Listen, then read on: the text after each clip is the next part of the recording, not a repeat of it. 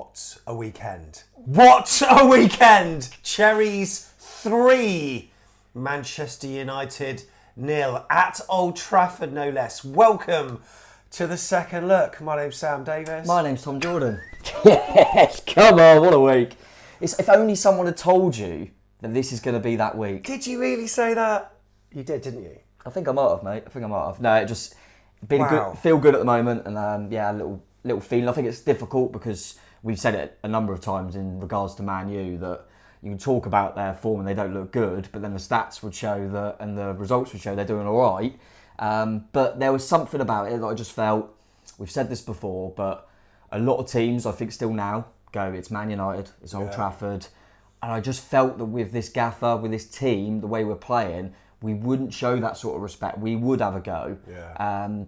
And I remember saying to you in the ground, I got there, I go, if we can score inside 10, really get them rocking. And obviously we did that. And then I always was pretty confident. You never know at 1-0, you're obviously always a bit nervy, but we were brilliant, mate. And it's weird feeling like we're repeating ourselves, but in a good way this time. Just going, it's brilliant to watch. I love it. And I just, honestly, mate, I've gone from, it's so quick. I mean, football fans are not reactionary at all. I've gone from... But we're winning it all. I've gone from, what does Lewis Cook bring, to I'm convinced we bring football home in Germany if he plays. That's what's happened, do you know what I mean? We'll get into it, mate. But yeah, just unbelievable. I'm still on cloud 9, absolutely buzzing. Absolutely buzzing. Well, 'tis the season for festive football, and of course the best way to watch it is down at your local Green King Sports Pub. Of course, Christmas is always a time to catch up with friends, old and new, and why not get together, get down your local, have some refreshing pints, good food, live action as well for every Christmas cracker. Yeah, every fixture from TNT, Sky, Amazon, it's all live at Green King Sport. So that means wall-to-wall action on our huge HD screens. So head to your local Green King and watch every winning goal, if it's Bournemouth probably, top bins volley and dodgy VAR decision in an atmosphere that's worth sharing. Now, of course, Amazon had the game against Crystal Palace. They've also got Fulham on Boxing Day as well. So hopefully that can be a good luck thing. Let's pick up some more points. But if you download the Green King Sport app, you'll receive 10% off drinks. There's a free welcome drink as well if you're a new app user. And get down there. It's where the fans go. Oh, Happy days, smiles on our faces, and there's a league table to look at. So let's take a look. AFC man. Bournemouth are currently 14th. We were 13th for a little bit of time. However, 14th in the table. The main thing is, look, we are 10 points clear of relegation, but we are nearer the European spots, mate, which is what we... And look, it's so congested in the middle there. Brentford, Chelsea, Wolves and us, all on the same points. yeah, and I think a lot of people, which I appreciate, look at kind of league positions and stuff, so they go, Fulham, because they beat... I go, look at the points. They've brought West Ham closer to us. Yeah. Do you know what I mean? West Ham are 24. So we were talking about Fulham, and massive credit to them. I'm sure we'll get into that on kind of Premier League shows and stuff, with a great week for them as well. But we were talking about them looking over their shoulder, and now they're 3 points off West Ham. It's like 5 points off 7th, and and we're only just below them. So yeah, it's good, mate. And to be honest, I think this week, in general, you do it a little bit, but I'm less kind of looking at the results and going, yeah, I agree. Can they cut? I'm just going, we just keep playing like this. Who cares? Yeah, it doesn't matter. I reckon. I'll tell you what I miss. I miss the old baseline tracker. Let's bring it back now. Of course, an away win. I mean, I know. An away win, of course, would be +3 anyway. It's a shame we don't get almost double points, because if you play a Big Six club, you get 3 anyway, whether it's home or away. But look, +4, Sheffield United, Forest and Everton route to the bottom, that does take into account. Look, but it doesn't matter, does it? Let's check out the form table. Yeah, do that. Let's the form table. So this is the last 6, okay? Oh, we're doing that, mate. We're not going to put us top. What we do last 6? I know, I could do last 5. Do last 5, Sam. What are you doing? But look, Liverpool, top of the league. Bournemouth, second. I mean, Everton. Oh, fair play. I mean, we're it's mad to see Man United in that top 6, but and Villa. That's where they were at. What's Villa doing there then? Because they're winning a lot of games. They drew with someone. Oh, bloody hell, dropped some points, didn't they? That must have been a tough game for them. Looking great, isn't it, mate? And like you say, it's not like we've played. I know Palace are struggling a little bit, but it's not like we've played all the bottom kind of form teams at all. I mean, Forest and Luton down there, we haven't played either of them. We've played teams, United in 6th there, Villa in 4th. You know what I mean? What a team. We are absolutely flying. We really are. I don't even know where to begin. I suppose just a generic conversation really on how the whole day was, really. I mean, I did go, I must admit, I think on the preview I said maybe a draw. I knew that we were in sort of good form. And it's weird, every match that has come up after our form has started to turn, I've said, no, this is the litmus test of where we are. This is the real true gauge of where we are. And then we've won it easily. I say, okay, well now we're playing like Crystal Palace, a team desperate for points. No, surely this is the test. I'm like, okay, we won that fairly easily. Can we go to This Old is the Trafford? test. And now I'm thinking, but was it a test? Because I'm always erring on the side of being pessimistic, but that's how I've always been as a Bournemouth fan over the years. But oh my God, I'm enjoying this so much. And we not only won the game by 3-0, we made them look awful. Yeah. And I've got a feeling, we've always said, like, previously, sometimes Bournemouth play the name and not the team. Yeah. When we've played the big 6 sides, I think it's almost the other way round for them. Yeah, no, agree. They played the name, Agree. Bournemouth, and not the team. Yeah. Maybe not realising exactly how good we've become. And their side, it is littered full of incredible talent, but it's all flicks and little. Honestly, it's crap. It's crap, and there's not much hard work. And I think I said that we were tenacious, we were brave, we were everything that they weren't. We were worlds apart, I thought, on the pitch. And 3-0 flattered Manchester United. Yeah. We hit the post, 2 disallowed goals, one of which probably should have stood. Maybe. What a day! Yeah, no, I agree, mate. It's I'd like to. Obviously, you said you went for a draw. I'd like to apologise as well because I said we'd win 3-2, and that's just so disrespectful on Neto. Yeah. So I got the 3 right, but I don't know where that 2. I don't know where that 2 come from. Apologies. No, I totally agree. I think they did play the name, so to speak, and I think that's what you're saying about kind of you go. This is the test. I think what we can say now, looking forward, is teams might start to realise, okay, they're not the same Bournemouth, because I think that's happening a little bit. Teams go, they're going to obviously sit low block, and they're Bournemouth.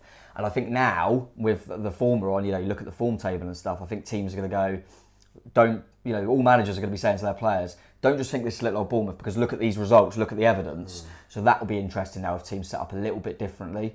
Because I think, Roy said it in the week about Palace fans are probably expecting, okay, Bournemouth at home will win that. Yeah. Man U fans just beating Chelsea are probably going, well, we'll beat Bournemouth. And you saw that with, we mentioned it, didn't we, that on one of the overlap channel that Neville, Roy Keane are going, well, you've got to be Bournemouth. And Ian Wright, to his credit, was going, I'm not sure, Bournemouth are all right. Yeah. But a few, not being harsh to them, but obviously Roy and Gary are Man United fans, and they're just thinking from their point of view, we've got to be Bournemouth at home, otherwise there's problems. And I wonder if that will start shifting a little bit with our form. Yeah, I maybe. hope so. But we went there, and as you said, mate, I thought it's bang on. We went there, and we were everything there, not at the moment. And I think Man U fans would agree with that in terms of that work ethic, that energy. That they feel like they're playing with the weight of the world on their shoulders, and we feel like we're playing with so much freedom. It's felt like that at Manchester United for ages, though. I mean, Gary Neville talks about it all the time. I think the amount of times the Glazers are brought up in conversations. And I get it as a wider point, because if from the top it's a mess, then it is going to trickle down, and they seem to, just like a manager has a good little spell, so they just seem to give them so much control. If you think of all the players Ten Hag signed, they're all players like he's had before. There should be a recruitment process that going, hang on here, Eric, we're going to do this side of it. We can't give you all the power. So I do get all that, but I mean, Gary has said it a few times. You can't blame the Glazers for some of their defending and their lack of urgency. And a few people made a point, cynically maybe, that I didn't realise that Bruno Fernandes was on 4 yellow cards. Their next game's at Anfield. Really tough game. He's the captain, he's the leader. So he had to maybe hold back a little bit. He got a stupid yellow with 5 minutes to go when the game's done. And you feel like, if you're cynical, you go, does he not fancy Anfield? Do you know what I mean? That sort of... Yeah, that's right. And that's their captain. Maybe that explains his kind of withdrawn performance. I think he wasn't particularly good. And I mean, but we had one of them, like Marcus Senesi. I didn't realise, but you said he was on 4 yellows, didn't you? Yeah, he managed to avoid it, fortunately. He's got to get through to the end of the year. But and obviously with Kelly out at the moment, it was important he did that. And I don't actually think I ever thought, oh God, he could get booked here. He seemed to be quite composed in there. The only chance Celeste's got of getting a yellow is taking his shirt off when he scores again. Yeah, I know, exactly. But yeah, he's the only one at the moment that's on that line for us, I believe. But yeah, mate, like I say, in all areas, every individual duel, every area of the pitch, we just looked a level above Manchester United at Old Trafford. It's nice to see some praise coming in from Ian Wright, who did a pretty good job, actually, I think, dissecting it on Match of the Day. And then it went to Jermaine Jenas, who also praised us as well, but equally he sort of said what you've alluded to, like, what's the plan going forward with Ten Hag? I mean, I can see what Iraola's trying to do. Yes. He's only been at the club for a number of months, yet I can see the vision that he's trying to create, whereas Ten Hag been there a lot longer, and you just don't know where Manchester United are going. Yeah, let's try. I'm just going to take out Bournemouth because obviously it's easier to do that. There's going to be a bias side. But you can go to Tottenham and go Ange Postecoglou. They've had a really bad run of late. Obviously, they've turned that run a little bit. But you go, even when they were losing, Tottenham fans going, yeah, but at least we could see, look, this is how Tottenham play now. We all know it. He's been there a few months. We all know how Tottenham play already. Ten Hag, I don't know how Man United play. No, I don't. Are they a counter-attacking team? Do they keep the ball? I don't know what they do. All I know is they kind of fiddle about at the back with no real you don't really know where they're going to go. You don't know if they're trying to get it wide, trying to go for it. I don't, honestly. And the fact that, not trying to scapegoat or anything, but the fact that they're still, Marshy Owsley, he's been there a decade. Yeah, has he? He's been there 10 years. It's unbelievable. So yeah, real problems there. But, as the opposition, you just got to, we've been there before and had a bomb scare. Well, this time, I'll tell you what, we exploded all over him. It was an explosion of attacking flair, and it was just... And I think the biggest compliment I can give the group at the moment is it didn't surprise me. It didn't surprise me the way we played. By the way, they look so together at the moment. We'll just show a few pictures if you're watching on YouTube, you can see the sort of team togetherness photos of when they're celebrating goals afterwards. And it did concern me because you start to hear these things on Twitter and they could just be lazy rumours, but players aren't happy. They've got to be happy now, and it's finally clicking into action. And you can see all these combinations on the pitch as well that are working, and it's just so together. And it's great to see the style of football that we're playing now. Sorry to bring you back down to earth for a minute, but look, because we're doing so well, because the media and now their ears are starting to prick up, we're going to have more analysis on how Bournemouth play, the kind of reckless style, the rock and roll chaotic football. Do we need a plan B so that, because there will be a team that find us out soon, and that blueprint may then be deployed by other teams. It felt like that a little bit under Gary O'Neill, a little bit. Yeah, it's for a stage that teams found us out and they knew how to combat us, and then for a number of games we went without a win. I mean, that January was absolutely terrible, but is there a danger that this is a style that once it gets found out we're not going to be able to do it any longer, or what? Yeah, I think it's one of them, isn't it? Everyone kind of has that style, and I just made the point on Tottenham, and you were starting to think, have they been figured out a little bit? But I think if you're a coach with a proper philosophy and style, which obviously Andoni is, he played this way in La Liga, you just make sure that it's better. And I think the only difference is, I mean, don't get me wrong, we've got better in the way we're playing, but we've just eradicated stupid errors that we were making. I think that's just a confidence thing. The defence seem a bit more confident on the ball. The goalkeeper seems like he's got a bit more confidence now, and that's what happens. There's going to be I think what's going to happen is when we have a sticky patch again, which we will, we're not going to win every game, are we? But it's how we come through them moments, and we just keep going, no, we believe in what we do. And it's going to be easier for Andoni now to go to the players, because it must have been difficult to start the season. But he can go to the players now, say we lose a few games and we're struggling again. He can go, we've been here before, lads, and what do? We kept sticking to our principles. Yeah, and it will come good again. And we come out of it, so just keep... It must have been hard for him at the start to say that, because there was no evidence for him to go, it works. So really, but equally, if you want a plan B, then maybe chuck Kiefer Moore in the last minute to get you a 2-0 win. One of the things that I think that maybe bodes well for us, even though I was being pessimistic, is that even within our style at the moment, we do mix it up anyway. Yeah, agree. I.e. the high pressing fullbacks, we use a lot of the width, but then now we've got this kind of spine throughout the team, like Neto, by the way, fantastic. Yes. Zabani and James Hill and of course, James Hill, yeah. We'll explain that. Lewis Cook, Christie, and then ahead of that, Cliver or whoever comes in, maybe Billing, and then Solanke. There's this spine of the team. So we're now playing very well through the middle of the pitch as well. Plus, every so often, we chuck the long ball forward and stretch defence as well. So it must be such a difficult style to combat anyway. So I'm hoping it has some longevity, because teams just don't even know what we'll do, even facing the Bournemouth that they seen out there. So, mate, it and bodes I even well. think before the game, when you see the team, sometimes we don't even know which side Semenyo and Tav are playing, for example, because they're comfortable on both sides, so that helps as well. And I've said it before, but when you're in this rump, it's quite quick to forget that Alex Scott, Tyler Adams, Max Aarons and Lloyd Kelly are all not even playing. It's incredible, really, because obviously now it's different because of form, but at the start of the season, before a ball was kicked, you looked at our squad, them four are all starting. So that is massive credit to Andoni and to the players who are stepping up, and I'm sure we'll get into it, but I think what we've seen in the past week is also substitutes impacted a game. Yeah. He's always been very vocal about whoever starts, is what it is, because I'm going to need my subs because of the way we play and the energy. After about an hour or so, them subs, they're going to make a big impact in games. And he was vocal about saying that subs change games. A lot of teams win games in the second half. Oh, we've seen that. Which we've seen. And our subs are making big impacts. One in particular, obviously, with Billing, but we've seen it with Sinistera, making really, really good impacts. And that's what we need. I think it's the fact that we've got them options. And I mean, then we're even chucking Kiefer Moore, and he's making an impact. I think are we a mini Man City? Because look, Robbie says when fit, will Adams and Scott get into the team ahead of Cook and Christie? I'm not sure, but look, we'll have that kind of interchangeable team that whoever we bring in, it doesn't matter, and as long as the players sort of mentally get used to that, that's how it's probably going to be. Exactly. I mean, what are your thoughts on that? I think it's one of them where I think everyone does that kind of your best 11. I think these days you can use 5 subs and you have so many games. I don't really think that's the case anyway. I believe that Andoni's never named an unchanged side, which a lot of it's to do with injuries anyway. What, like Bournemouth? Bournemouth. I don't believe he has yet. But yeah, it's like anything in it. You just mentioned City there. You go, well, they have Haaland, then you go, they've got Alvarez, Foden, Grealish, Doku, Bernardo Silva. You go, who's their main 11? Well, you don't know because they change it all the time, and that's what you do. And I think there'll be games where we go, Christie in the 8, we go Christie in the 10. We don't play Christie for a game. I mean, Billing will come back into this side at some point this season, 100%. Billing will have a big part to play, but at the moment he can't play, and it's difficult because there's always them questions on your best 11.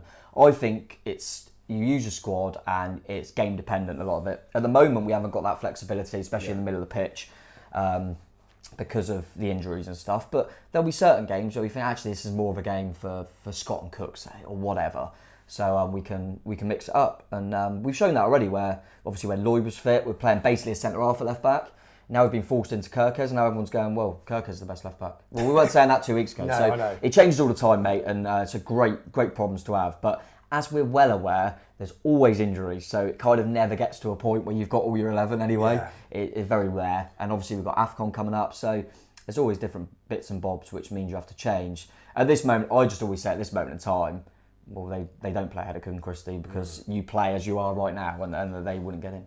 So there was a number of media faux pas on the weekend, including Match of the Day's lineup, who somehow put Ilya Zabani out of the side, and then James Hill, who's on loan at Blackburn.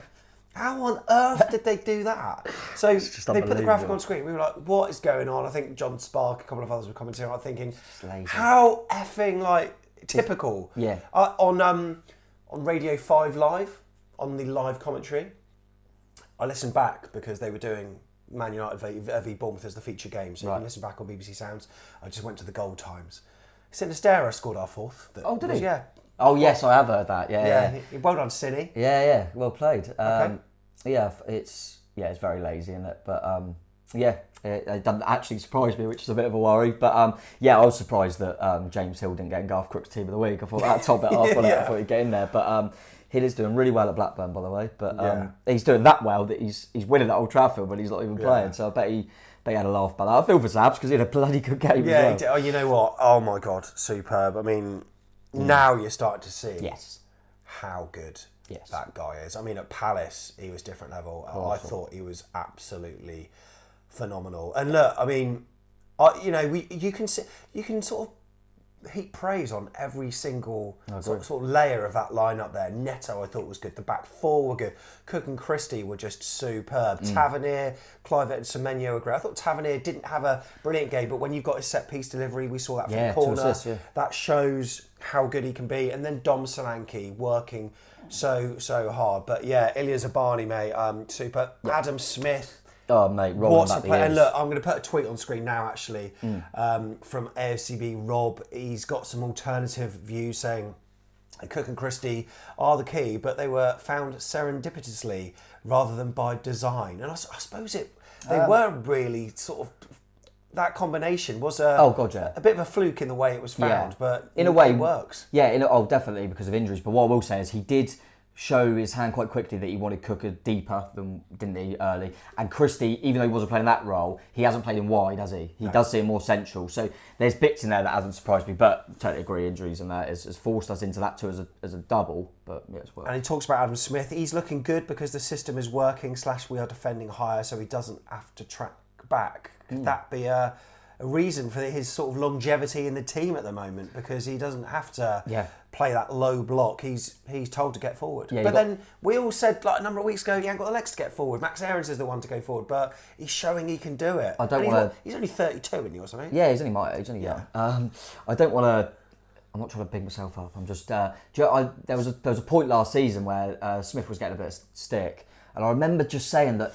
Is it that he's lost the legs, or is it that... Do you remember how we were playing with Gary, where we had Vigna quite a lot of left back, and he bombed on so much, and Smith was almost tucking in as like a free. Coming across, Yeah, and I did feel like... Don't get me wrong, he's obviously not got the legs that he had 10 years ago, but I did feel like Smith was told a bit more to kind of be a little bit more cautious in the way we were playing because we had Vigna, and obviously Zamora before that and stuff. So, yeah, I do wonder if the style is really, really suiting him. But honestly, mate, he deserves a lot of credit. And just quickly you mentioned it briefly, but just say, Neto, how he's just come in. And because I'll be very critical, and I'm not going to just change my overall views on him after a few games. But what I will say is, what I liked about him when he first came into the side last season was he brought a calmness, a leadership and experience to the defence. And I just felt that's gone this season. He's brought it back. There were times in the game, he didn't have much to do, but he was just catching stuff. He was catching stuff, going to the floor, and we just all calm down again, regroup. And that's what you need from your experienced goalkeeper. So delighted to see him, because that was a concern of mine. And it's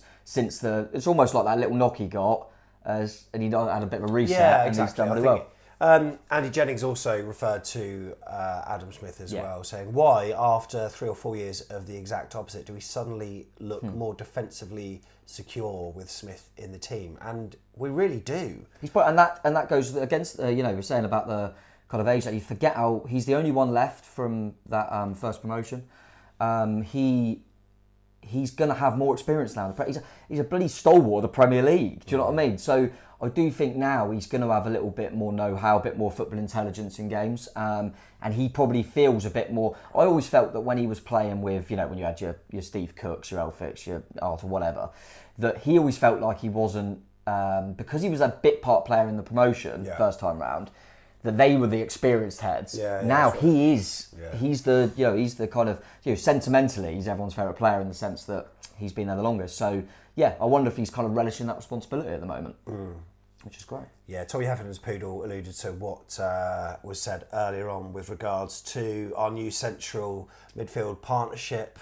Maybe not tactical genius, but something he just came across and only got lucky with injuries, he said. Well, maybe that could be the case. Look, Josh says, do you think we can continue this run we're on? He thinks we will carry on winning until Tottenham away. Let's take a look at the fixtures ahead, actually. Oh, I'm going to pick myself up again here, by the way. Look, this is starting to approach Manager of the Month sort of... Don't want that, because Ten Hag was Manager of the Month. No, I know, but look, you've got to say, if you were to pick 3 games ahead... Not bad. Maybe not Fulham, actually, by the way, who've done superb. For a team... They're so 10 goals in a week. They're so funny. Like, whenever you discount Fulham's chances, they go and prove you wrong massively. Yeah, I mean, what a kind of week it's been for Fulham. Recently it's been superb, and I'm sure, Silva might even be in contention for that if they carry on the form. But they have to come to Dean Court, of course, on Boxing Day, which is never easy. And when was the last time Fulham beat us? James FFC? You can comment below. Maybe you know. No, don't, because it was Scott Parker, 1-0. Scott Parker was their manager. Oh yeah, let's not think about that. Yeah. But look, we got Luton on next Saturday, 16th of December. Right, can I be old school now? Yeah. Can I be old school? I know what you're going to say. Whenever things are good, It's 1-0 Luton. bad things happen. Absolutely reeks of 1-0 Luton. It's so Bournemouth. Luton are in desperate need of points. Mate, they've had, I feel for them because they've had a week of Arsenal and City and they could have won both them games. Yeah, they could have. And they only so lost by one in each. And did that Arsenal game, by the way, they were superb and they were so unfortunate. And then I haven't seen the Man City game yet. I still need to watch Match of the Day. They're brilliant. Yeah. They were brilliant. And yeah, this is a completely different game. Yeah, this is going to be a tough game. I don't think this is going to be a comfy one at all. I think it's going to be really, really tight. But yeah, try and win that. As I said, Forest are notably better at home. I know we've got a decent record there actually, but see where they're at that point. You know what my concern is? Go on. That Cooper's maybe sacked. I don't think he will be. No, I don't think he will because the owners have showed loyalty to, and it's come good. So I kind of hope for him that they don't, but also for us that they don't as well. Yeah, of course. And then Fulham obviously doing well, and we all know about Tottenham, and obviously it's very difficult to go there and win. That'll be, you know what, the Spurs-Bournemouth game, or is it? The Spurs-Bournemouth game, it will be like the Villa game again, I reckon. Because we will just, there will be two teams, we'll witness a game, two teams that just go tooth and nail. Can I just say that, obviously Luton, we've mentioned it's going to be a tricky game, but you'd hope we can win that game. Nottingham Forest away, won there last season. Fulham at home, won that last season. Tottenham away, won that last season. So do you remember when I said in jest, I don't think we're losing this year after we beat Newcastle? Well, you know, let's see what happens. But I think I would take Conference League still. Kerry makes a good point here, saying, I believe it is just all clicked. Players fighting for their place, their teammates, the badge, the style of play is finally understood. Sometimes in life you just need to get to a pressure cooker point or a low point to start afresh and rebuild. Partnerships are key too. And she talks about Christian Cooks, Zabs and Senesi as well. Yeah, she's got a point, hasn't she? Partnerships have been key. Yep, it's all about how you, as a group, that's what tests you, about getting up from the floor, if you like.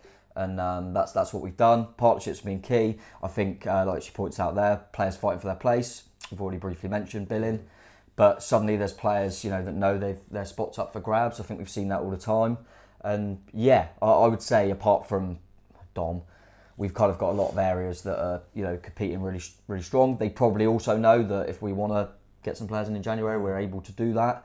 And yeah, everything's clicking at the moment, but we know football, it can all change very, very quickly. So we just need to keep ticking it off, not look too far ahead. Obviously, joking aside, we just go, tough game against Luton on Saturday, let's try and win that and then see where we're at. Then we get a Forest, right, see if we can get something there. Football can change quickly, but, both on the pitch, but also off the pitch as well. Richard Jackson. Suddenly, we've gone all very quiet about the off-field gripes we articulated prior to the good run of results. It goes to show how we can forgive most things if we're being entertained on the pitch and results are going well. Long may it continue. So look, 100%. These...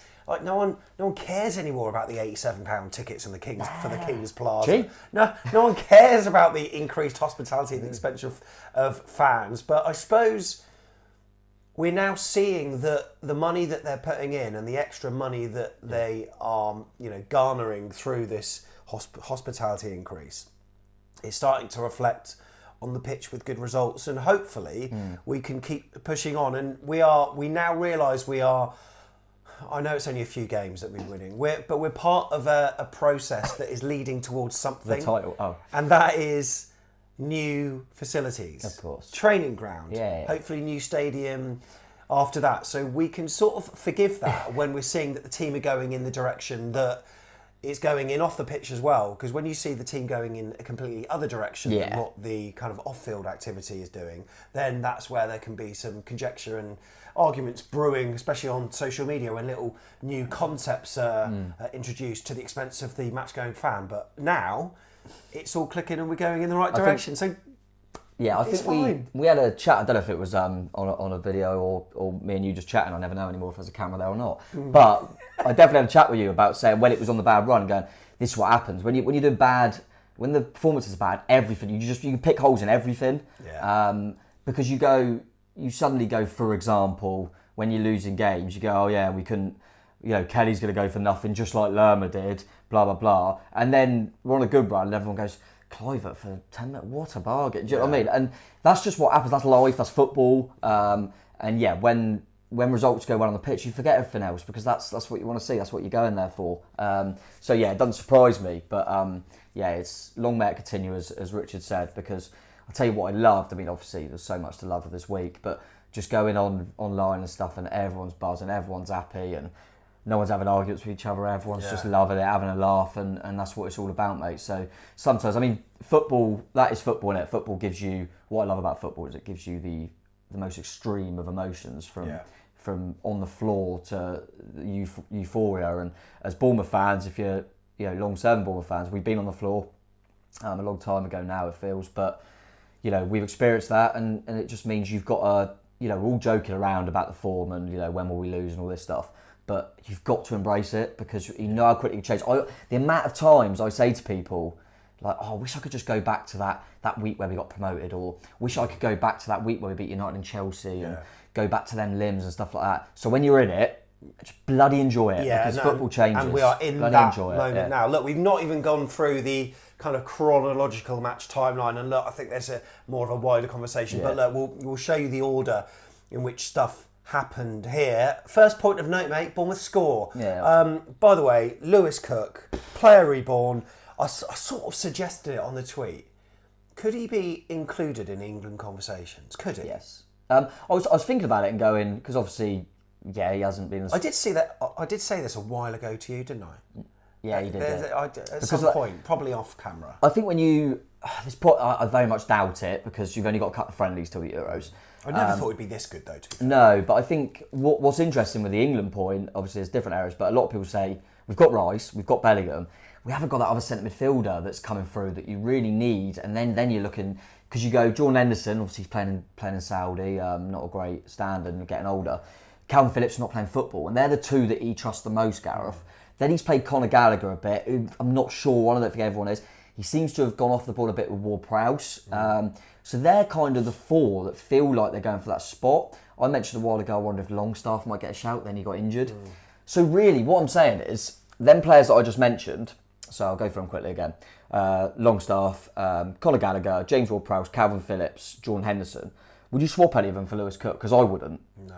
I wouldn't. So it is a point that... Set piece delivery from James Ward-Prowse. Of course. Probably, but... But yeah, I just think that... Yeah, you never know if Gareth, England managers watch everything that's going on, and you've got a couple of friendlies. You never know, and he has. I think people forget Dom and Lewis have worked with Gareth. Yeah, and like Dom Solanke's another on the tweet. That's because he's got the same amount of goals as Ollie Watkins. Yeah, I think it's harder for Dom because obviously you've got Harry Kane, and then you're probably going to have Watkins.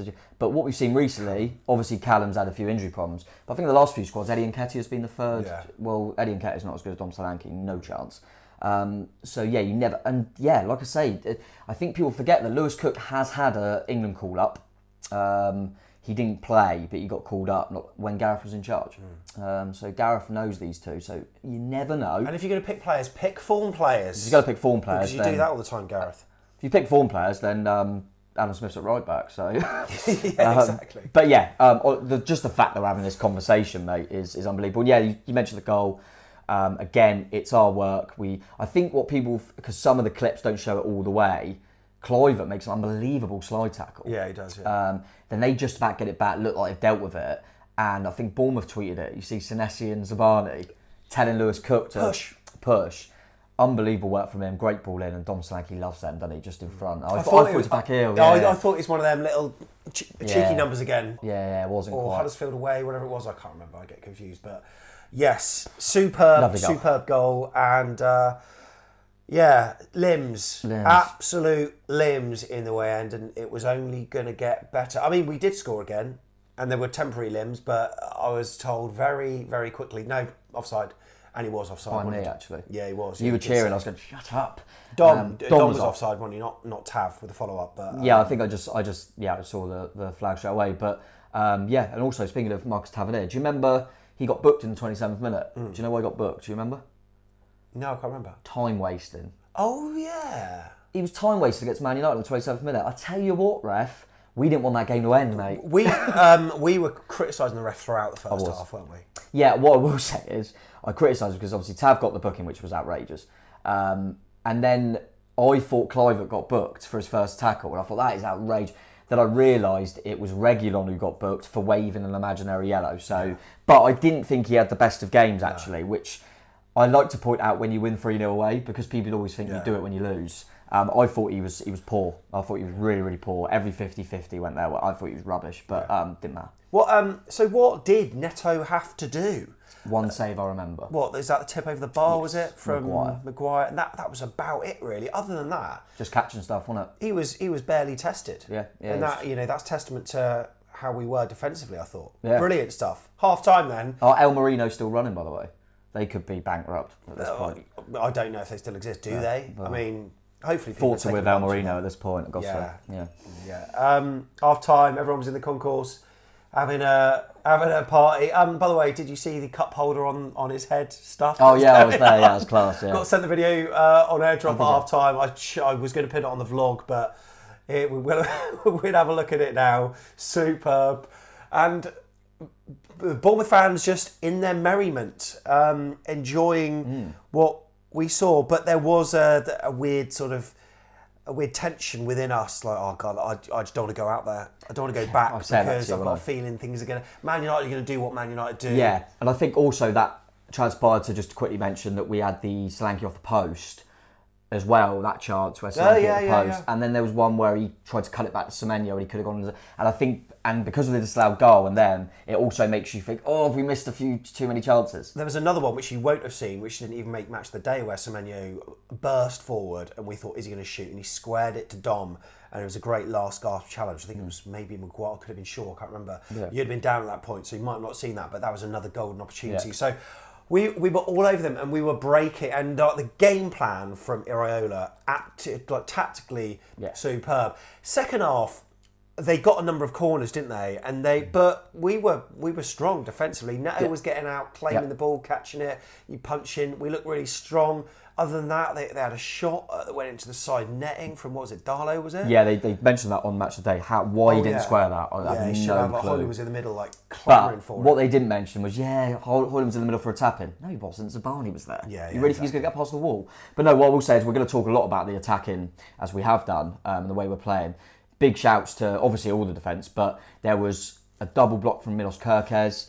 There was blocks from Selesi where they were desperate for that clean sheet. We mentioned obviously Neto as well, but there was two from Kerkez that stood out, and there was one real big one from Selesi as well. So just doing their job. Obviously shielded really well in front, but that can't be forgotten because we scored 3 goals. There was a spell at 1-0 where Iraola said we had to suffer, and the difference at the moment is, in their moments at the start of the season, we were making silly errors. At this moment in time, we're just defending for our lives really, really well. We look, and that's weirdly since Kelly and Aarons have come out, which is mental. Which is nothing against them, by the way, because they've been good. It's just weird how it works sometimes, but they look a real unit back there at the moment, so that needs to be mentioned. So going back to the match timeline, I mean, look at these substitutions. Look at them. There's not one sort of change there that's sacrificing like anything in terms of our attacking impetus or defensively as well. Phil Bill for Semenyo. I think at that point he went central. Clivert went out wide, didn't he? Which is what testament to Clivert, because I thought he was probably his best game in the Bournemouth shirt. Yeah, I thought really good. And then later on, obviously, you can see Sinistera for Clivert, and then look, Dango, Tav, Rothwell for Cook. Nice to see Rothwell back in. But we're resting Lewis Kirk at Old Trafford. We're going to take him off. We've got the game done. So there were a few limbs on 68 minutes. Oh, there were a few, mate. Phil Bill coming on.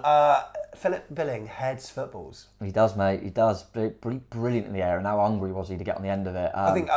It started off with a through ball to Dom, who just turned and ran through the middle of the park. And Zabani got there, didn't he?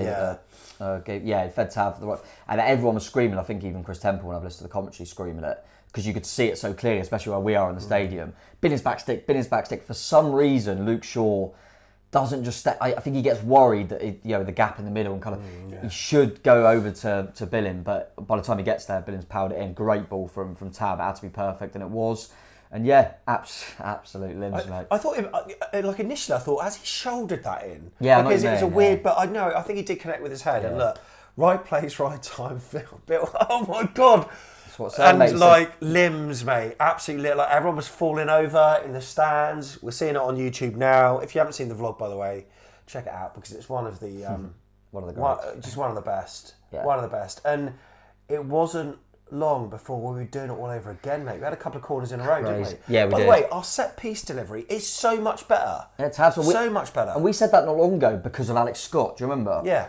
And now Tav seems to have stepped that up. I mean, even Lewis Cook's free kick to win the first of 2 corners. Yeah, like, Lewis Cook fired it in and they had to clear it. That was a really good delivery. So I don't know whether they've been in practicing that. I'm sure they have. And then first corner was cleared, second corner was a little bit better. Yeah, and I think from a Man U perspective, they'll be going, well, Senesi's on his own there. That's awful.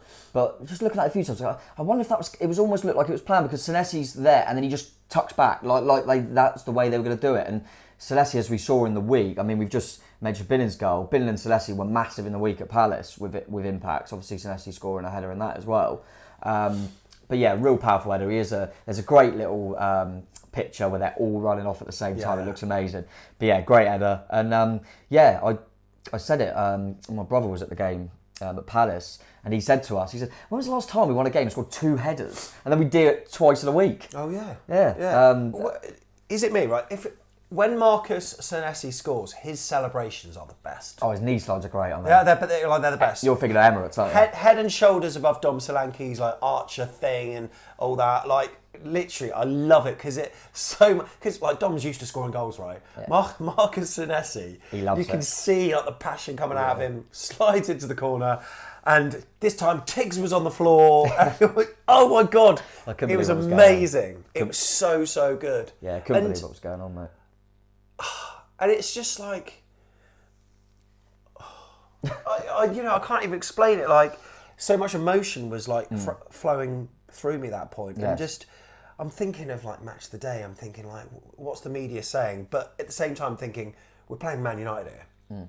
Like, even though it's 3-0, let's just hold on a little bit. I can't say I was thinking that at that point. Were you not? No, I think I was. I was a bit concerned, especially when they made mistake. Like bringing on Johnny Evans. I mean, poof.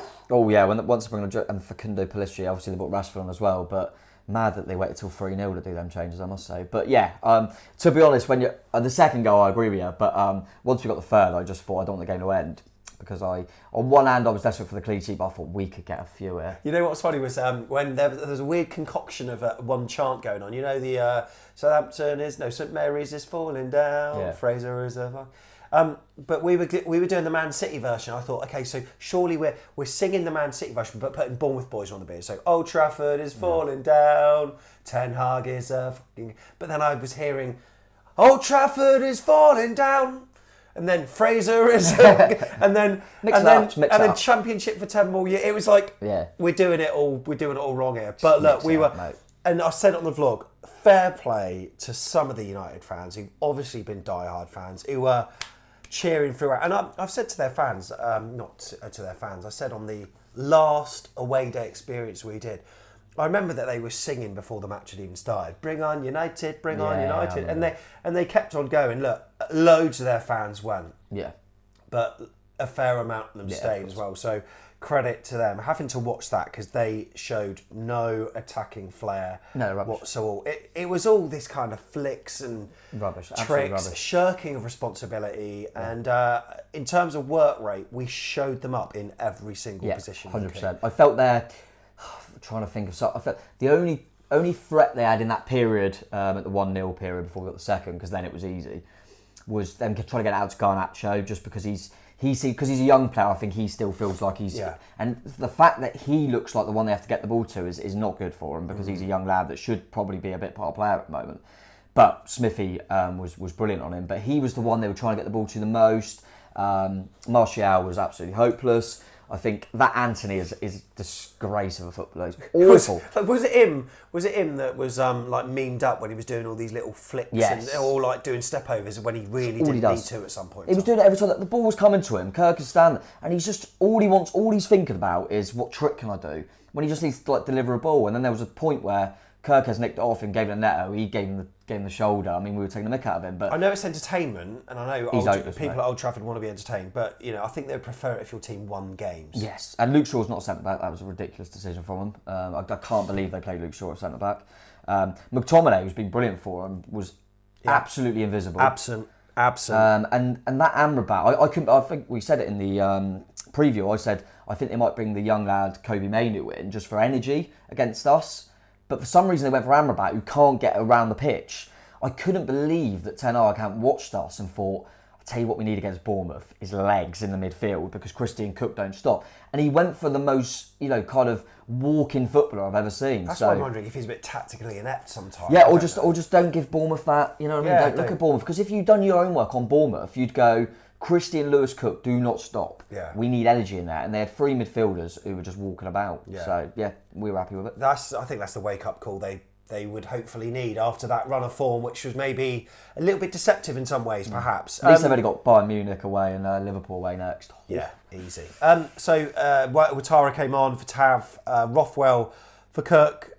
Dango was unlucky, wasn't he? Oh, I felt so sorry for him. By the way, that pressing in the 92nd minute, Match of the Day highlighted it. Unbelievable. I mean... Yeah, I sent you a picture, didn't I? Someone's put a picture up. I sent you it. Unreal. That's ridiculous. Pressing. The energy that we had, forcing them into mistakes. It was Maguire that lost it in the end, was it? From Dom Solanke, who managed to get a little toe on it, putting Dango in. And just the way it's set up, I mean, I think it was harsh. It's harsh, because there was a few more. We'll probably talk about it later on in like a Premier League show or something. But it's... What's difficult is you can't really blame the officials there because the law is stupid on the handballs. It's not, they have to rule that out, but it's not affecting anything. It brushes, it's going to drop to him, he's going to tap it in anyway. Yeah. I mean, if we're being honest, he makes a bit of a meal of it anyway. I mean, he's all, just put the ball in the net, Dango. But and he didn't celebrate as hard as he... I think he knew. Yeah, but I think... I look at what's weird is we went mental. His celebrations are awful, by the way, as well. Yeah, we went mental. And then it got ruled out. We just went, oh well, and just laughed about it. But so I was still glad it happened for more limbs for a laugh. Don't care. Yeah, don't care. But yeah, it was a harsh one. I was more just gutted for him personally because I thought, God, imagine that the way everything's ticking at the moment and players playing well. Imagine if Dango, who I'm not going to lie, when he comes on, I think, oof. I don't think he's even against Palace. I think he come on and gave away a free kick straight away. Yeah. It's not quite happening for him. Obviously, he's going to AFCON, so he wants to find a bit of form. And if he had just come off the bench and scored, because another impact from the bench, like Kiefer in the week. So I was gutted for him personally, not that it mattered to the result and stuff. But it was a laugh anyway. You know what I love doing when I get back? I mean, we got back about just gone past midnight. Right, I'll tell people a secret, mate. I was up till 4:30 a.m. I knew you would be. Editing that. But the thing is, like, it's one of those things, I didn't have to wake up for anything. Yeah. So I got the video scheduled for 7 a.m. and then scheduled the tweets. For you, but it might have even been 5 a.m. I might have even fell asleep at my desk at one point. I think we need to employ a video editor. If we had the funds, mate, we would. Then I could be like, here's all the footage. I like you doing that. Put it together. He does it. He loves it. But to be fair, it's probably also a bit of, don't get me wrong, amazing, mate, to go back and do that. But there's probably a part of you that just wanted to watch a bit of it as well. Because I got back, I was absolutely shattered. I was knackered. I could barely keep my eyes open. I went, I'm going to watch Match of the Day. Why didn't I go to bed? I don't know. And then I woke up again. I'm up again. I want to watch some more stuff. Yeah. And that's what it does to you, mate. And one of the things I do is look at social media and see the clips that have been, So I was looking at all this kind of people, these stay-at-home football fans doing watch-alongs. Yeah. Mark Goldbridge's and stuff. And there was one. There was one that someone clipped up where he trashed the room.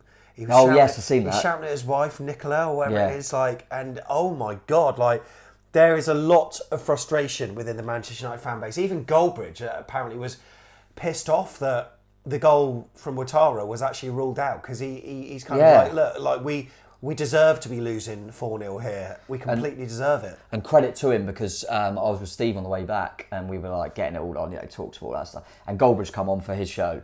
And obviously they're going to focus on Man U at the moment. But credit to him because he kept making a point of saying Bournemouth were brilliant. Yeah. And I thought credit to him, he kept saying, Bournemouth were absolutely amazing. This doesn't normally happen on the second look, mate.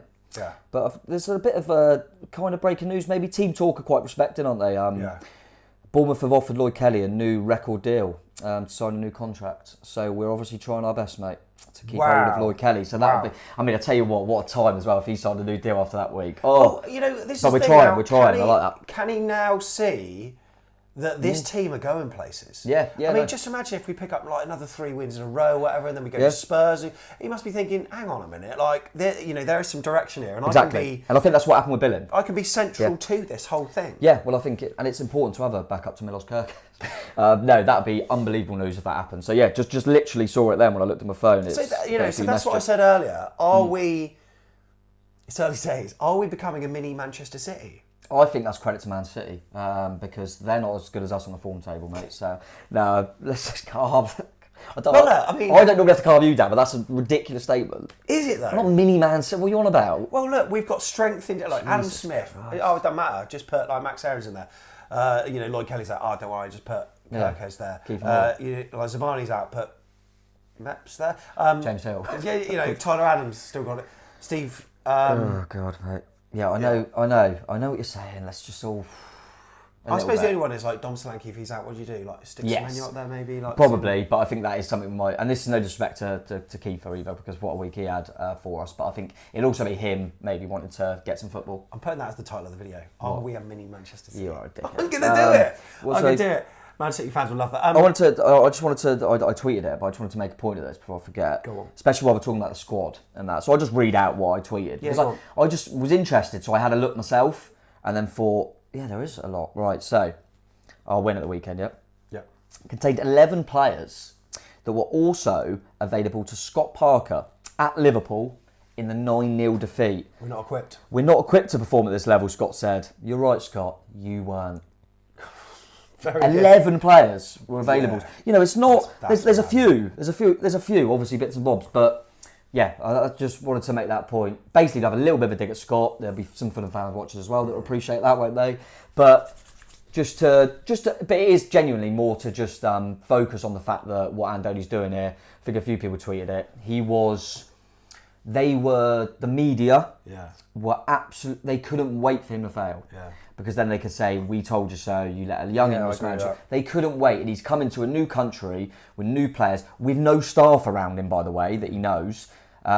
He's come in, we've started bad, everyone's desperate for an NFL, everyone's talking about why did they get rid of O'Neill. And what he says, he's just stuck to his philosophy. He's never moaned. I've never seen him moan about injuries. He never moaned. No. Alex Scott comes in, we look better. He gets injured. He goes, yeah, he's out, but he doesn't moan about anything. Just cracks on, and he's reaping the rewards now. So yeah, massive credit to him. I'm absolutely delighted for him, by the way. Yeah. He looks I love his little after the game now. He just does that every game. He's got so many pictures of him just putting his thumb up at us. It's amazing. He loves it. So look, to celebrate our win. By the way, we've got about 20 minutes of this left, maybe. We haven't even talked about Palace, have we? We haven't even talked about Palace. That was brilliant, by the way. 2-0 win. How are we going to squeeze this in? Yeah, Palace. I'm just going to quickly say, because obviously we didn't have time to do like a proper second look for that. Different type of game where we played against a team that were a little bit harder to break down. But what I felt we did well was because we got the goal. As soon as we got the goal, we almost went, actually, do we need to be so open against these? Because they don't look like they're going to hurt us. And defensively, because I didn't think we were as electric going forward, defensively we were amazing again, waiting for opportunity. Again, impacts off the substitutes bench to win. Different type of performance, showed a different way of winning. Massive win. I mean, going to Selhurst and Old Trafford in a week, winning both games, keeping a clean sheet in both is absolutely incredible. We won't have many better weeks if only someone had told you.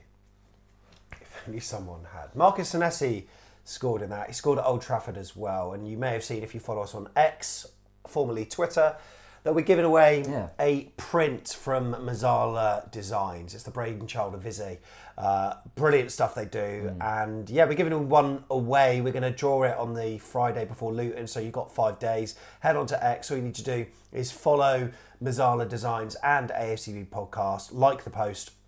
Just repost it as well, and it's all about the Marcus Senesi header. Superb. Tavernier putting it in, Senesi with the header, and it's got the commentary as well there. Get on that, make sure you repost. Oh, that's going to be a great prize. Also, I tweeted about 73,427 people were there to see Bournemouth defeat Manchester United, the largest ever crowd to witness a Cherries win, mate. That's cool. So I didn't know it until you tweeted it, mate. I thought, oh, yeah, that's a really cool stat because, am I right in saying, I think you said it was Tottenham last season was? Yeah, 60 odd.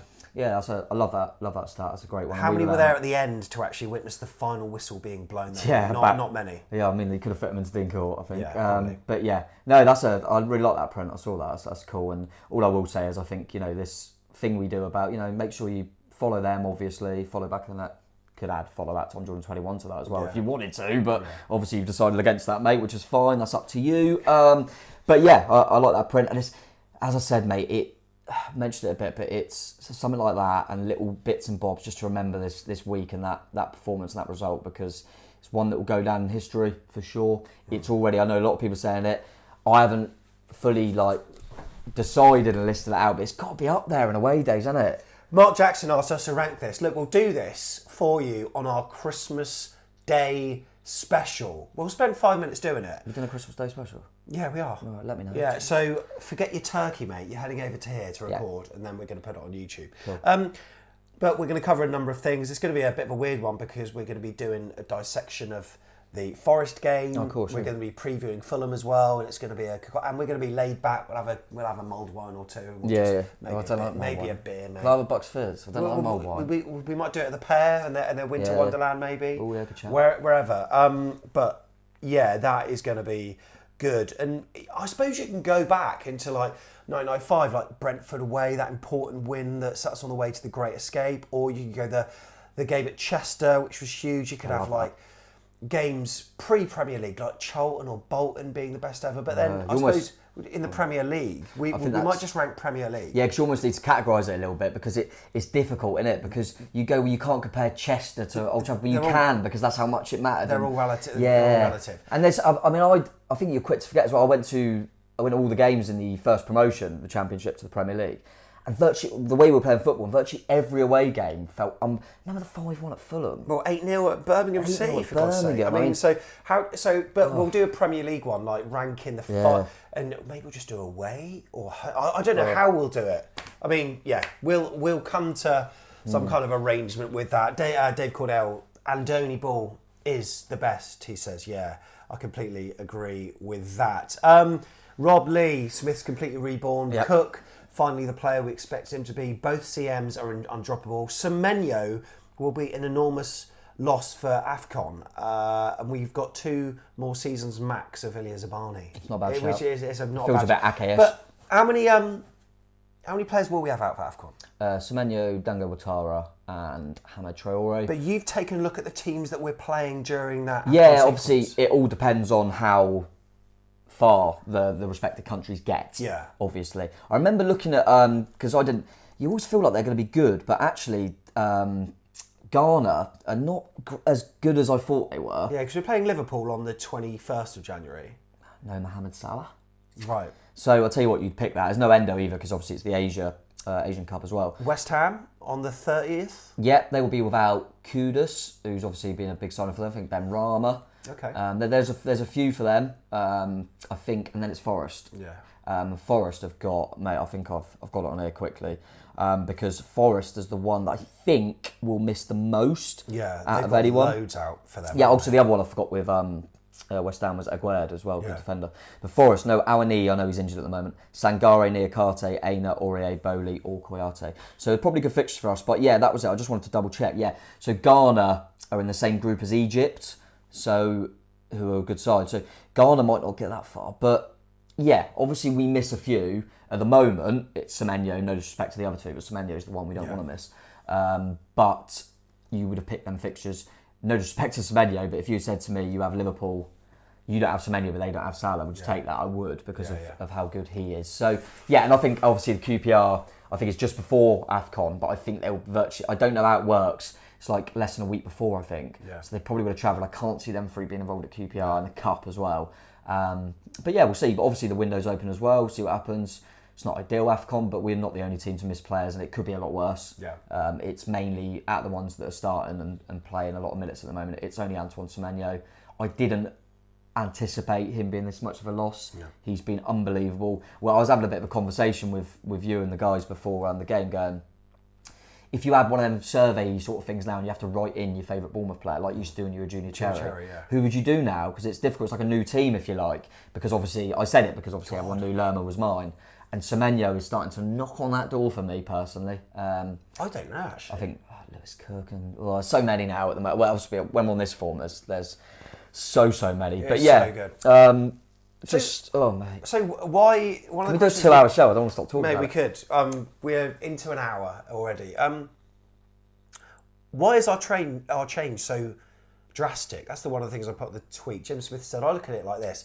During my career working in a pressured training environment, I've observed that if someone's struggling badly, but then finds an extra 5 to 10%, it makes a massive difference and they absolutely nail it. That extra 5 to 10% we found comes from increasing familiarity with Iraola's methods, solving the midfield issue and cutting out expensive individual errors. Cool. Even in the early games, I never thought we were that far off as we had good spells in most games. And he has a point, doesn't he? He has a point. I remember, was Liverpool the first away game? I believe it was. We took the lead at Anfield. We could have been 3-0 up before they equalised. It was a dodgy penalty, remember?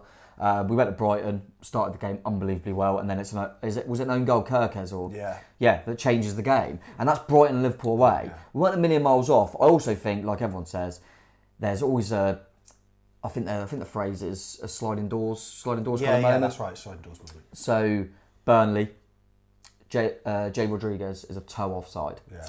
There's a world, I don't agree totally with it, but there is a world where that was our first win.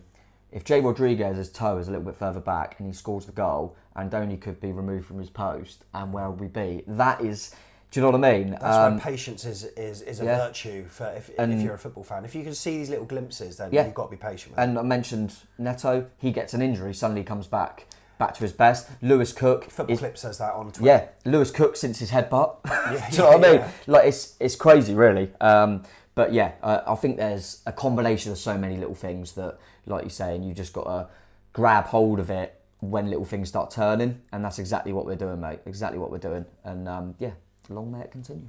Yeah, just reading some other tweets as we go. A captain at right back who's fired up in Smith helps us tick, says Ashley. Christie being dropped to the middle on flames and finally getting balls into the box. Dom staying up front this season, not seeing him as deep. And we've said this before, but it's probably worth saying it again. I think he feels less pressure now. He feels less pressure because we're getting goals from all over the pitch rather than this reliance on him. And he's free to do what he's there to do. And all right, how many goals do you think that he will be on at the end of the season? We're 16 games in. Yeah. He's on 9 goals in all competitions, right? I think 8 just in the Premier League. Yeah, because he got 1 against Stoke. What do we want to do? Are we including FA Cup in this or just Premier League? Let's just do Premier League. Okay, so he scored 8. Yeah. So that's 1 goal every 2 games. Yeah. So that should be 19? Do you think he can knock on the door for 20, 15? I think 15 is more realistic, but I think at the moment, what I will say is that, like you just alluded to it there, because we've got goals from other areas, we've got threats from other areas, there's less responsibility on him just being the goal scorer. I think the way we play now, I mean, I'm not being funny, but it's you literally just he got 6 last season. Did he get 6? Is it 6? Yeah, 6. 5 or 6, I think. Yeah. Well, look at the way we play now, and look at the difference in Dom Solanke. He looks well happy, by the way. Yeah, I'm surprised. You know what? It's funny with Dom. In his post-match interview, sometimes I see, even after a win, sometimes previously, I've seen him be very straight-laced, happy. He's one of these players that I just want to sort of see his personality a little bit more, like when he's coming. But he's so professional. He always says the right thing. So kudos to him for that. But he was visibly like really buzzing after that. He was so happy with the whole team performance. Yeah. And like you say, I think Dom feels less responsibility. I think that can go back to, I think you made the point not long ago on a show that Christie's also lost responsibility of getting the numbers because now he's a bit deeper. He doesn't feel that pressure of I don't get enough goals or assists. Lloyd Kelly, since the armband got taken off him, I know he's out at the moment, but you know what I'm saying. So I think a lot of that has helped, and I also think kind of the opposed side to that is the competition for places. You're seeing it with Philip Billing, you're seeing it with Adam Smith. Yeah, you know they're suddenly now they're trying to take their chance when they get it, and I mean I was convinced that Billing would start one of these 2 games. He hasn't, and he's been brilliant. He's been so important in both games, and that's what you need, mate. And Andoni has always alluded to the fact of how with this way of playing, we need the subs. Yeah. And we're starting to see that now. And I will say that Gavin Kilkenny's been on the bench in the last 2, so is he a good luck charm? Maybe. Luck of the Irish, mate. Nikki says, will other teams be after our players in the January transfer window, Can if they want. I saw Tottenham apparently sniffing rounds of Barney because they wanted him before we got him apparently. So 100 million plus Son, and I'll consider it. Yeah, and obviously we've kind of given that breaking news on Lloyd Kelly, of course. Do you think that the fans knowing this sort of almost adds extra pressure on him a little bit in terms of making his decision? Because, you know, we're probably all going to be singing, Lloyd Kelly, we want you to stay, that's good or shout. whatever. It must be harder to make these decisions when people know as opposed to when they don't. Yeah, of course. I think it's an interesting one. I mean, we were singing that about Lerma a lot, and he obviously ended up going. We don't know where Lloyd's head's at. We don't know what his preference is, you know, because there's loads of different bits, isn't there? It could be game time. It could be love from the supporters. Could be the location, family. We don't know. But there was a tweet from him where he was saying, you know, just checking in on the result of him on his phone on Instagram, and then like first picture looking at the phone, second picture all smile. So yeah, like maybe a carefully managed Instagram post. But I don't know. I feel as though the fact that we're in a good, like, rich vein of form, and he can now see where we're at, surely is the thing to be we need positive and optimistic by. It'd be great if we can, by the time he's back, and if he signs a new deal, get a proper song for him. He needs, and I thought the same. I thought the same with. I know he had an old one, but I thought the same with Lewis. He come over at the end was kind of fast because his old song's kind of gone. Oh, you know what? Right, this is how it goes. Lewis Kirk, Lewis Kirk, Lewis Kirk. He never gives the ball away. What are the lyrics? I tried one. Did you see me try? Go on my Twitter quick. You're on it now, aren't you? Yeah, go on. Let's have go on, just have a look because I tried one. And I think it's doing all right. Right. I'm not sure exactly. We can always change it a little bit. Oh, okay. Lewis Cook, he's better than Jeff Lerma. Lewis Cook, he's going to run past you. Lewis Cook, Gareth, get him on the plane. Just try, which we need to get something for Lewis, I think. Because what was noticeable... Like that? ...is after the game, obviously Iraola gets his chant, everyone comes over and claps. What was noticeable is we made a point of singing Christie's song because of how good it, and he loved it. We need that for a few of the... We need that for Lloyd. Yeah. We need that for everyone. So, let's get on to that, people. Let's think of one for Lewis. Let's think of one for Lloyd. Let's get them all having a good little chant in there because, you know, we've got some great ones in there like Nurtle, Adam, love that Adam one. Smith. Love that one. Oh my God, now that one is just... That is a biggie, isn't it? New one for Sinetti as well. We couldn't get through every single tweet, but you can see them on screen there in the meantime. Right, can I just say thank you to all the people that... do you need a wee? No, I was just stretching, really. Oh, okay, just checking, because I know when you need a wee. Yeah, I know you do. I think I'm all right. The vlog comments were really nice. Thank you so much. That's approaching 10k if it's not has gone over it already, so brilliant stuff. But also on the vlog as well at the end, Adam Hensman, I thought, throwing chicken at me, popcorn. It turned out to be Steve. Yeah, it was. But one of the things I did want to highlight on the vlog, by the way, is Steve's better half, Rachel. No truer words have been spoken on that. Yeah, she's had a few donations already, actually, for what we put on the vlog. So if you don't know, she's doing an audio advent calendar where on Facebook she's doing a Christmas song and she's singing it to camera. She likes to sing it, and she's doing it in aid of her mum who was diagnosed with early onset Alzheimer's at 57. Look, I know what that's all about. My dad's got it as well. I wouldn't say he suffers with it, but he lives with it, and he's not in a very good place. But the work that goes in for Alzheimer's research and all that kind of stuff, it's amazing. She's raising money for Alzheimer's. So she's singing a song every single day. You can follow her on Insta and TikTok, by the way. We'll put the links below. But the main thing is there's a link, afcbpodcast.com/Rachel, where you can donate to her cause. Ian Hensman, by the way, donated £100 after seeing the vlog. Oh, bless him. What a bloody guy. There's been a few people that watched the There vlog. is a good Hensman after all. Yeah, there is a good Hensman. We want to raise it to, like, she set 500. I reckon we get 1,000. Yeah. So if you can help, just a few quid on her Just Giving. And amazing. From a personal perspective, I know what it's like living with someone that's got Alzheimer's. It is horrible. So if you can donate, that would be truly appreciated. Thank you so much. So we'll end on this tweet. Oh, go on. James, should I be getting my passport renewed now ahead of our European tour? I mean, Bill Foley always has these kind of 6-year plans, 5-year plans, and they sometimes happen early. This season, Tom? It'd be interesting. If we can get in there this season, then obviously next season you go, where's the Conference League final? Warsaw. And I'll tell you what, there's direct flights from Bournemouth. I tell you it's all coming again. Look, let's calm down, but renew your passports just in case, I think. I think that's definitely key. make sure they're all... Because I was thinking, I stupidly, I think I wanted to renew. We're not reactionary at all. Let's enjoy it. Let's enjoy it, mate. Right, we're just going to have a quick look at the stats, which we haven't shown you already. Not that anyone cares. We absolutely battered them. Possession-wise, they had a lot of the ball, but they didn't actually do much with it. And look, Tom posts his Telegram man of the match as well, player ratings. If you want to be part of that, go to afcbpodcast.com/.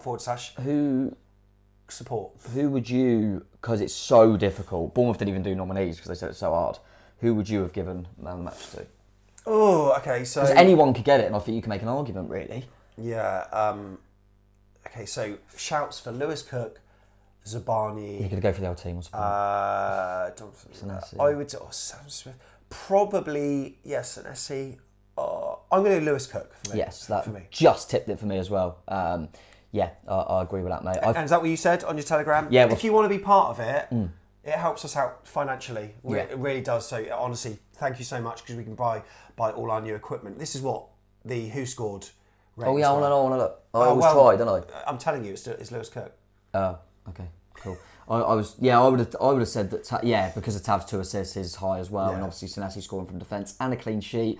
Look at Luke Shaw and Anana, by the way. Yeah. Oh God, billing must be high from us. Yeah, lovely stuff, isn't it? I mean, that's just super. I mean, like Semenyo is lowest, but he like even though he had a poor game statistically, I thought he was a menace. Oh, it's always a menace. Absolute nuisance. Yeah. There we go. Then. I just want another game. We got to wait ages. Yeah, we have to, mate. We have to wait till Saturday. Look, there's plenty of reasons to subscribe because we've got a Premier League show coming up tomorrow. On Wednesday, we restart our away day sequence. We've got to catch up. So Old Trafford's to come, but we haven't done Selhurst Park yet. And look, after a beautiful week, we'll do it in chronological order. Crystal Palace is coming up, and then we'll do Man United later on next week. And then we're into our preview content for Fulham. We're going to have a little bit of a night out on Saturday, aren't we, mate? Yes, so that'll be good. And then hopefully it'll be a cheery second look on the Monday. And oh my God. I saw someone message us saying, good luck trying to keep your bias at the door for Old Trafford away day experience after winning 3-0 there. That is going to be a tough test, by the way. Oh, by the way, Tiggs, I asked him because he's never been before. Oh, so was he the old wow factor? Yeah, and I've seen what he scored at. 25. Yeah, you wouldn't believe what score he put. Clickbait. Thanks for watching. Thank you for listening. We've truly appreciated your time. It's been a long one, but it's been worth it. Up the cherries. Up the cherries. Let's go renew the passport. That's a good shout. Good reminder. Yeah. Come on!